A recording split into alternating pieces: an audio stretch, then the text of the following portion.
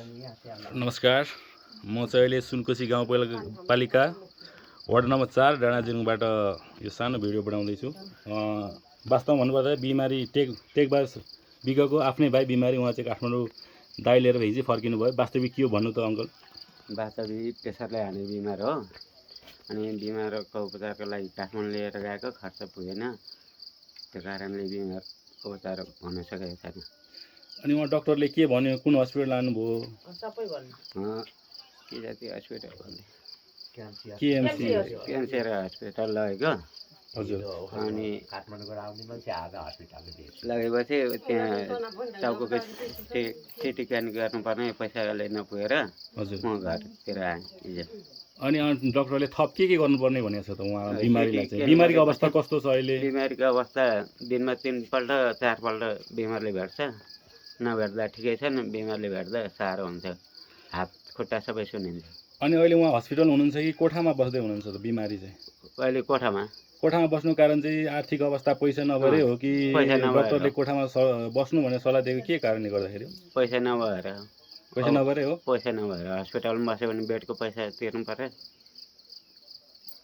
उहाँ चाहिँ हुनुहुन्छ टेकबहादुर बिकको श्रीमती। उहाँ चाहिँ अहिले गाउँमा आफ्नो बुढो बिमारी भयो भनेर गाउँमा एकदमै रुई कराई गरेर सहयोग उठाउँदै हिँडिरहनु भएको छ। वास्तविक के हो, किन सहयोग उठाउँदै हिँड्नुभयो? आफूसँग पैसा नभएर हो कि के हो आन्टी, भन्नुहोस् त। मसँग नानी पैसै नभएर हो। अब ऋण खोज्दा पनि मैले ऋण पाइनँ, तिर्न सक्दैन भनेर कि किन हो पनि मलाई यत्रो आज 4 दिन भइसक्यो गाउँमा हिँडेको मलाई पैसा कसैले पनि दिँदैन। अनि त्यहाँ ऋण काट्नु नसकेर म अनि गाउँमा विष्टासँग मैले चन्दा उठाएर हिँडिरहेको छु अहिले।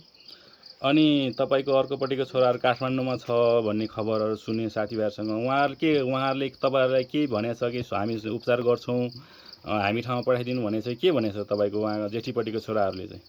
उनीहरूले केही पनि भनेको छैनन्। बाउलाई पठाइदिनु खोज्दा भन्दाखेरि बाउले फोन गरेर भन्दाखेरि पनि हामी उपचार गर्न सक्दैनौँ, यहाँ नआउनु, हामी बिहामा जानुपर्ने छ भनेर भन्नुभयो। अनि त्यही उनीहरूको कारणले अनि त्यता नपठाइदिएको।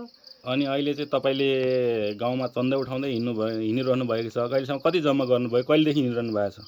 चन्दा उठाउन हिँडेको आज कति दिन, आज 3 दिन जति भयो, कति यसो 6-7 हजार भयो होला। अनि बिमारीलाई डक्टरले के भनेको छ भने सल्लाह गरेर कति पैसा लाग्छ के भनेको छ अरे?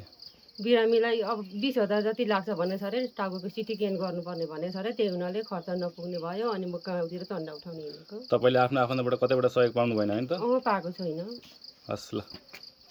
उहाँ चाहिँ छिमेकी हुनुहुन्छ, स्थानीय छिमेकी श्री भीमबहादुर श्रेष्ठज्यू। उहाँ चाहिँ टेकबहादुर बिगकै छिमेकी हुन्छ। उहाँको वास्तविक बताइने जस्तो उहाँको आर्थिक कस्तो छ गाउँमा, के अब कस्तो छ, के छ? उहाँको आर्थिक अनुसारले अब घरमा पुँजी नभएकोले गर्दा पनि बिमार भएर उपचार गर्ने खर्च नपाएर यसो सहयोग पाउँछ भन्दै गाउँतिर सहयोग माग्दै हिँडिरहेछ। ऋण पनि अब पहिलेदेखि बिगारेको ऋणहरू तिरेको छैन भनेर ऋण साहुहरूले पनि कसैले ऋण नदिने भयो। त्यस हुँदाले बा यसो विदेशतिर सहयोग पाउँछ, यसो 1,000, 2,000, 500 भन्ने आशाले अनि बचाउन सकिन्छ कि कमाएको कामी हो भनेर यसो सहयोग गर्नुको लागि भिडियो बनाएर तपाईँहरूले एकदमै लागि पर्नु भएको छ उहाँलाई बचाउनलाई। तपाईँहरूले पनि सक्ने सहयोग गर्नुभयो हैन त? तपाईँहरूले यसो सक्ने सहयोग गरिदिया हजुरहरूसँग हार्दिक स्वागत छ। तपाईँहरूमा एकदम लागि पर्नु भएको छ, बचाउनुपर्छ, उहाँलाई उपचार हुनुपर्छ भने एकदम लागि पर्नु स्थानीयको छिमेकीको हिसाबले होइन त? हजुर। उहाँको अब आर्थिक अवस्था त्यस्तै नै छ गाउँमा होइन त? अनि त्यस्तो छ उसको आर्थिक अवस्था। एउटा भैँसी छ, त्यही पनि बेचेर उपचार गरौँ भन्दा अब घरमा के हेरेर बस्नु भन्छ बुढी छोराछोरीहरू। अब पहिले पनि सकेर हिँडेको जेठीपट्टिको छोराछोरी बुढीले, अनि त्यस हुँदाले त्यस्तो भइरहेको छ। हस् ल। उहाँ चाहिँ हुनुहुन्थ्यो स्थानीय छिमेकी। उहाँ चाहिँ हुनुहुन्छ विष्णु परिवार। उहाँ टेकबहादुर बिगकै छिमेकी नजिकै बस्नुहुन्छ। उहाँले चाहिँ भर्खरै गाउँबाट थोरै सहयोग कलेक्सन गरेर आउनुभएको भन्ने खबर सुने मैले। वास्तविक के हो भन्नु दाजु? हाम्रो यहाँ भनेको आर्थिक अभावले गर्दाखेरि अनि उपचारको क्रममा उपचार नपाएर चाहिँ भनेको त्यतिकै भनेको रुममा बसिरहनु भएको छ। अनि अलि सहयोग हुन्छ कि भनेर यसो लागि परिदिएको छौँ सबै गाउँघरतिर।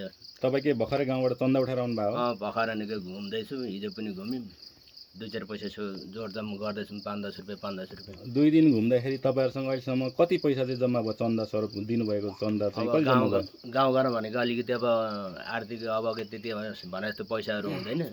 अनि यसो 500 बटाल्दाखेरि भनेको त्यस्तै अब 5,000 6,000 जस्तो भनेको जोड्न भएको छ सबै गरी। अनि तपाईँ जसले यो भिडियो हेर्नुहुन्छ उहाँलाई चाहिँ के भन्न चाहनुहुन्छ? सबैले भनेको आफ्नो भनेको सहयोग गरिदिनु होला भनेर चाहिँ यहाँ अनुरोध गर्छु। जो ठाउँमा हुनुहुन्छ उहाँले चाहिँ 1-2 पैसा सहयोग गरेर छिटै गरेर चाहिँ भनेको बिमारीले उपचार गर्नु पाएदेखि राम्रो हुन्थ्यो छिटै भन्ने चाहिँ हामी आशा गर्छौँ। हस् ल, धन्यवाद।